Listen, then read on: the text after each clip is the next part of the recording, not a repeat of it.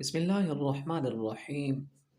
میر ظفر اللہ خان جمالی ملک پاکستان کے صوبہ بلوچستان کے رہائشی میر ظفر اللہ خان جمالی 1944 میں بلوچستان کے شہر نورجہان میں پیدا ہوئے اور غیر معمولی تعلیم حاصل کرنے کے بعد موصوف باقاعدہ 1965 کو اسلامی جمہوریہ پاکستان کی سیاست میں شمولیت اختیار کرتے ہیں اور مختلف مراتب اور مدارج کے بعد سابق جنرل پرویز مشرف کے دور حکومت میں انہوں نے وزارت کے عہدے کو بھی سر انجام دیا۔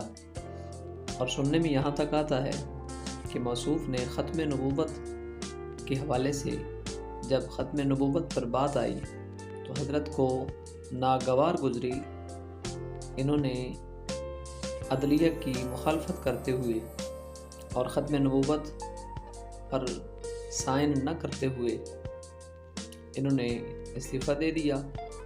اور یہاں تک کہ موصوف کو کھیلوں کے ساتھ بھی بہت لگاؤ تھا، ہاکی کے ساتھ اور مختلف کھیلوں کے ساتھ۔